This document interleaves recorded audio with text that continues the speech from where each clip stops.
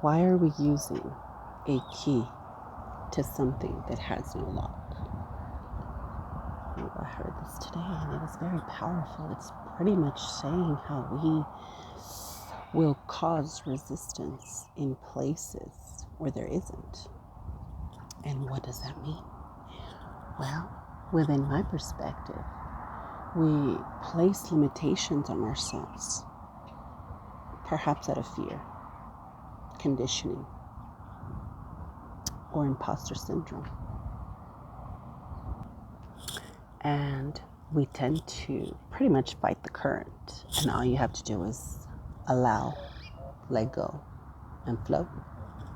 Well, yes, many times we will be stuck in situations that we've placed ourselves in. Out of fear, out of not knowing, out of ignorance, we tend to just be stuck. That feeling is stuck. And it was speaking more about relationships, where if you have not had the emotional intelligence or you have not created that in your life, you're going to be, you think you're connecting with people, but in reality, it's just feeding off of a disconnect within oneself. That's why I always say we create relationships out of emotions. And personally, I've felt that many times, where the other person feels connected to you only out of the emotions they feel.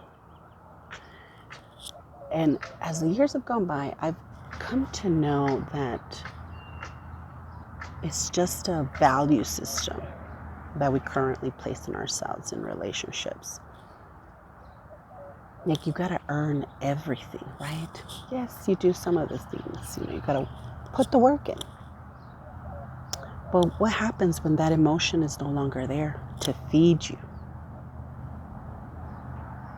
right? So if your connection is just based on an emotion, it is not sustainable, because it's very hard to sustain a consistent emotion. And now let's say, for those of us that constantly work on ourselves and are creating a source for us to grasp on, meaning my self-love, my self-fulfillment, my mental sanity, I feed those things, right? And you're in a relationship with somebody that does not have that within themselves to call it source. There is no savings account, let's say. Then you'll end up just being the teacher. And a lot of times that teacher ends up giving up on the student, because you have taught this lesson many, many times before, with your actions, with your words, with how you display your gifts towards the person. And they still want to remain the student.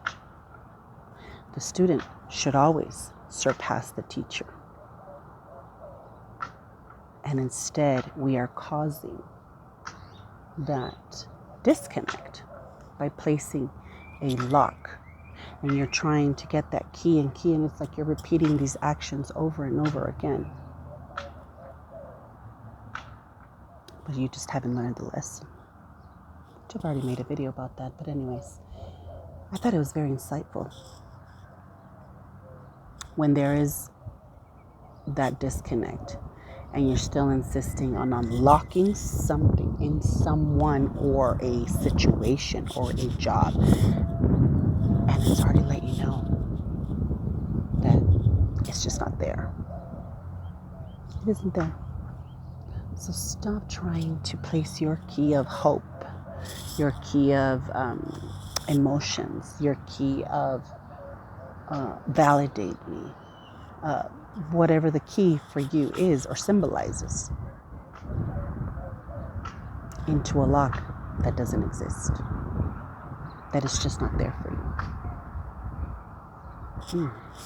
Mm-hmm. And if you don't know who Abraham Hicks is, I advise you to listen to her, to him, to who, whatever it is. It's interesting. Read up on it. Abraham Hicks. Have a blessed day. It's Friday. Yay.